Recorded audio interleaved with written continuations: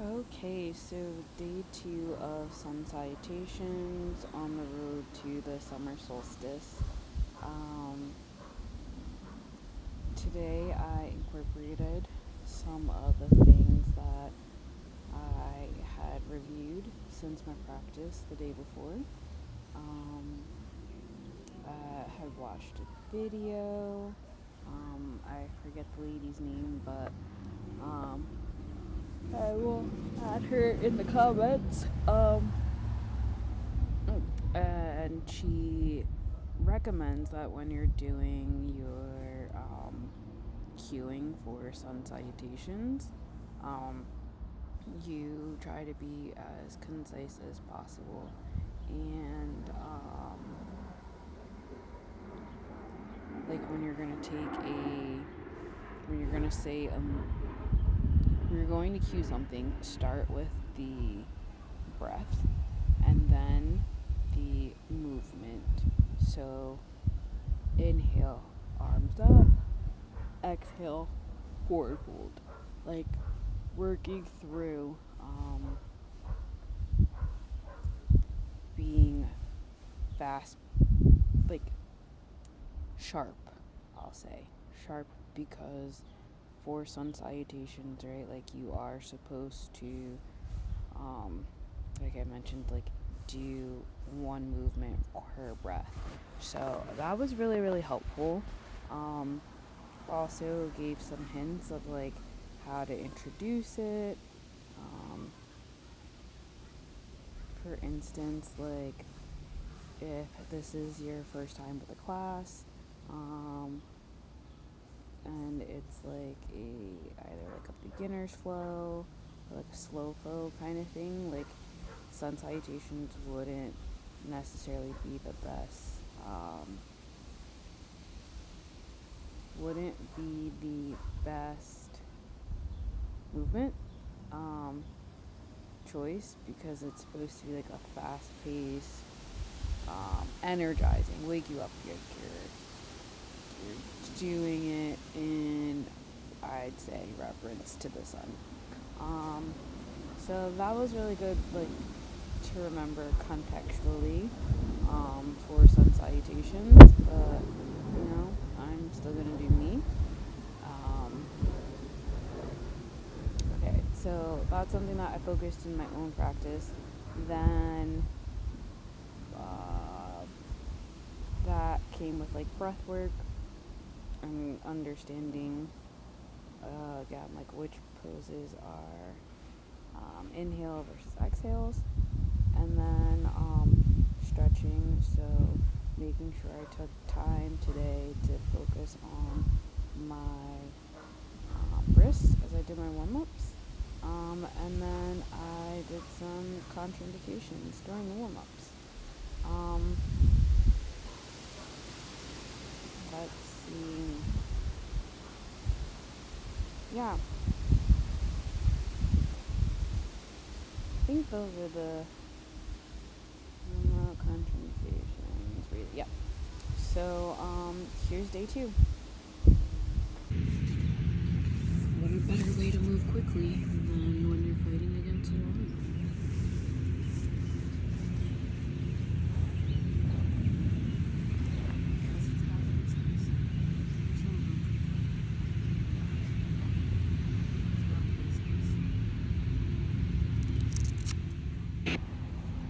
Okay, so I am getting started with my warm-up, and specifically focusing on rolling out my arm. It was just super tight, and I definitely needed to loosen it up before I kept going. It was also interesting because I recognized that when I was rolling out my arm, I was also tensing up. So like, I have a habit of like just always tensing up my muscles, and I even like write heavy, like because I'm gripping my pencil too tightly. So something that I'm working on being more mindful of, and I'm seeing it in like different ways. Like, oh, like even when I'm supposed to be relaxing, I'm still tensing. So, um, specifically as I am going through my practice um, today, and I'm recognizing when am I holding on too tight. Like sometimes you do need to tense your muscles, like squeeze your core, um, like push down like your heels or something, and it's definitely a time for it, but not all the time. So something I gotta be mindful of. Not really relaxing into the workout. Okay. You're fine. Alright. I did a walk here, and for my body, that is a warm up. Open my class.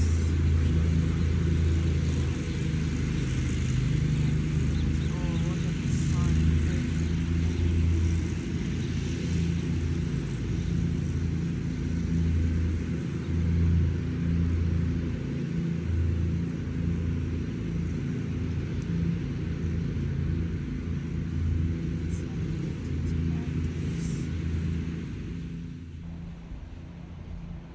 Okay, the sun is just beaming, and it's a nice intention setting moment that I'm having. Also working on tuning out like some of the exterior sounds. The lawnmower wasn't that bad for me with my concentration for this practice, but definitely something I needed to tune out. And get ready to start my practice.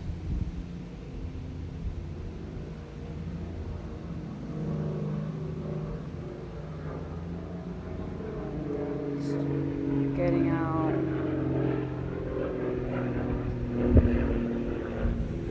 any of the extra little wiggles that I needed to before getting started with my practice.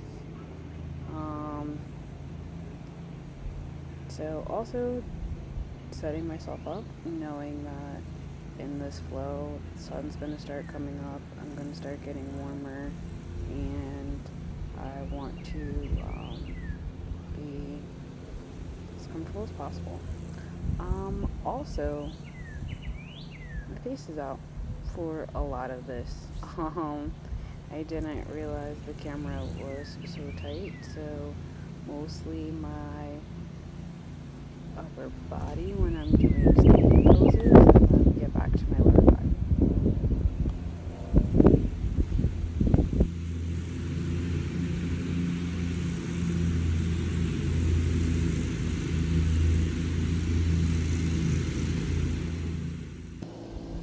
Okay, and then as I was doing that first sun salutation, I recognized like the sun was really beaming in my eyes, and I have sunglasses for this reason. So I also gave myself permission to like stop what I was doing and go look for my sunglasses, because I know like going through the rest of my process, having my sunglasses and my eyes not bother me was going to be a really big deal to move through it.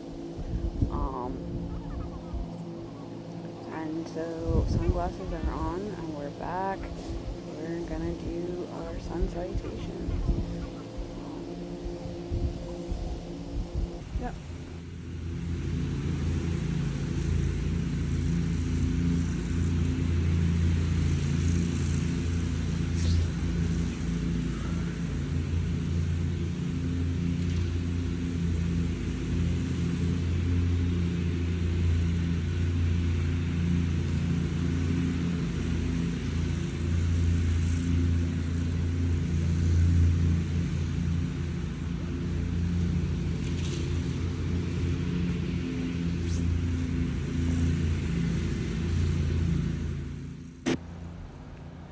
as I'm going through these rounds, I'm really concentrating on breathing.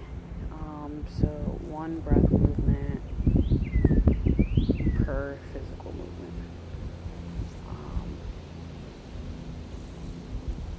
And that's typically that will be the pace that I want to go for my 108 on the Summer Solstice.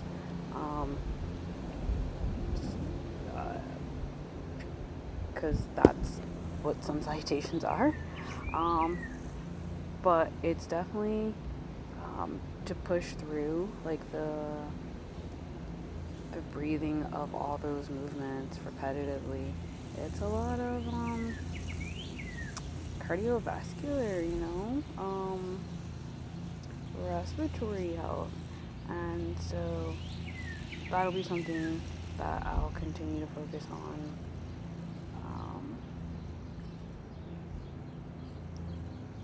For the long-term goal.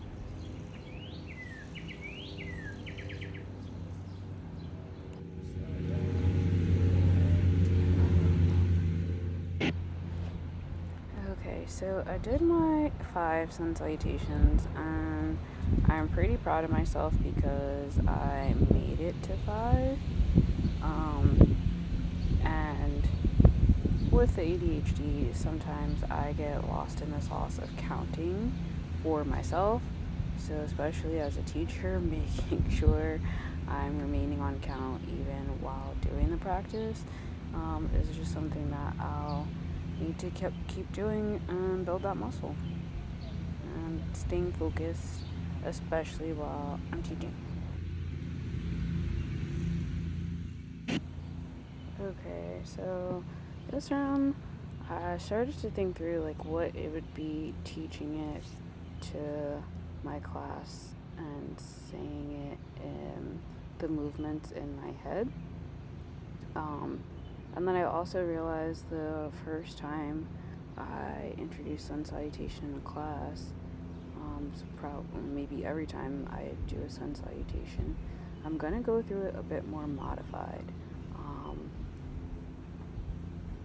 Emphasis on breathing before the movements, maybe adding extra breaths as I stay in certain positions a little bit longer, but also not taking a full plank, not taking a full up dog, maybe doing a baby cobra, maybe doing a kneeling plank.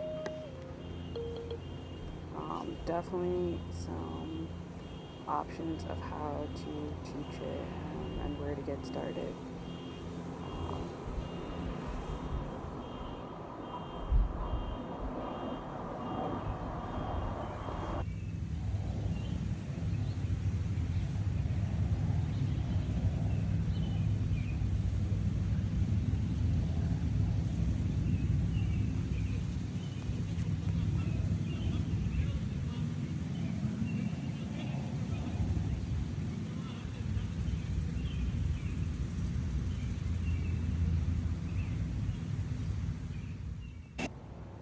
Then after finishing that Sun Salutation, just a nice mountain pose, taking in the sunlight and the standing tall. Okay, and now I'm back fully in frame, ha ha ha. Closing out my practice, taking a look at the scab on my leg, and I come into this easy pose, but I typically, especially at my home yoga studio, I'm never doing easy pose by itself. I'm always using a block or a blanket to sit on or a cushion to help hold my knees up, or be kneeling, doing a tilted kneel. So I will definitely be looking into different poses that don't hurt my knee as much as easy pose does. For sure staff pose, but I don't know, maybe there's something else that I'm missing. And so after those hip openers, I just went onto laying on my back and rolling into a ball. That's very helpful for me. Um, After all those cobras and ups, it's a good counter pose from my body. Then I'm just stretching out my thighs and my legs, rotating my feet. Something that I realized is that I only rotate my feet in one direction. So just something for me to remember as I'm going through practices to get both sides. Then I put my feet into this pigeon, maybe 45. And recognize oh, again, hip opener. Okay, so just remembering to connect the dots on different poses that are available to me that I already know. What poses does it help kind of feel good in your body? Again, hips are something specific to what I'm working on for this workout. But I think we should all be doing hip openers, especially if we sit a lot. So yeah, then again, stretching out the calves and the quads, making sure that's all good for my walk home as well. This will be good. And I remember to get both sides.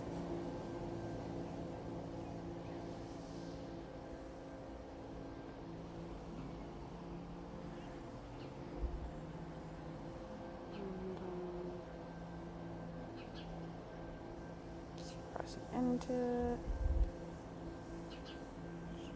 stretching what I can. And then just finishing up with some cat-cows, some rounded cat-cows, and then a nice little child's pose to curve the back a little bit, and shake out the tailbone.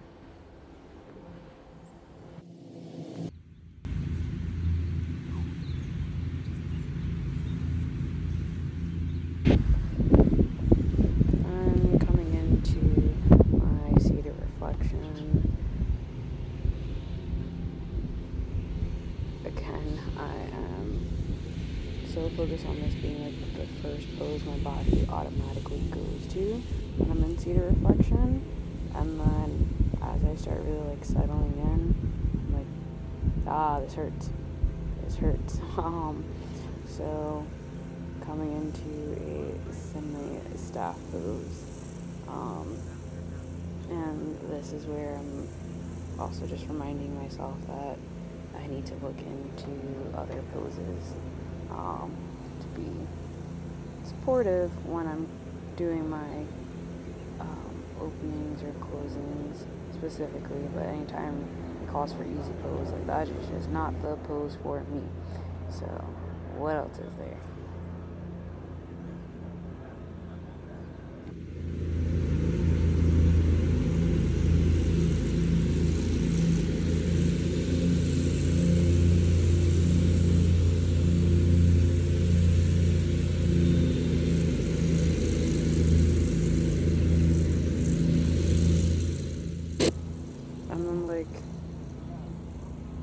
Hard part for me is that when I'm not sitting in easy pose though, it is very easy for my mind to start wandering. So definitely having to find a way to fight back intrusive thoughts if I'm not going to be seated in easy pose. Another thing that I recognized was that as I was sitting and I had my palms up, I could feel the sun just beaming on my left hand, and because I had my brace on my right hand, I just wasn't getting anything. So I definitely went ahead and took that glove off so that I could really be present in my closing meditation.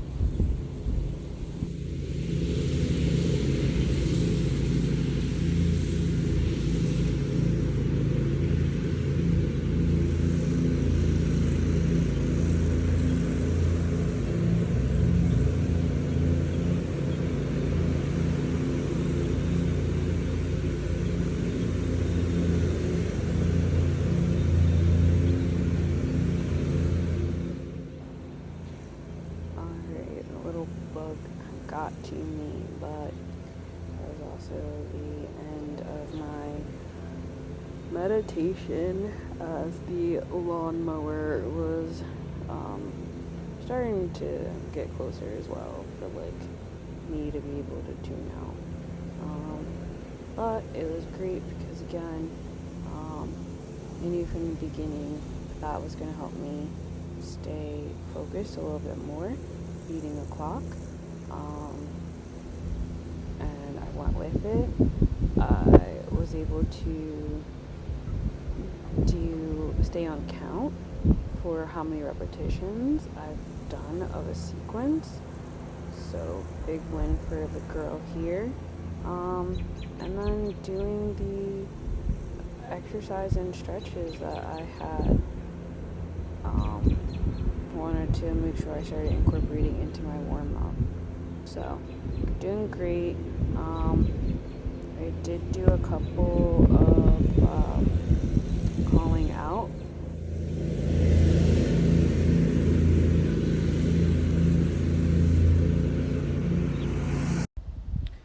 Okay, so that was day 2. I recognized that I didn't have a sequence where you could hear me over the lawnmower, naming out the pose as well as the breath that you're supposed to be inhaling or exhaling.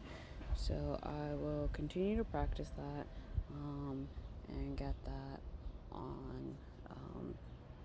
So it's not just a voiceover. I think that also helps me a lot too. I know it does because when I was doing day 3, it was very helpful. And so, yeah, after day 2, it really was about remembering my breathing,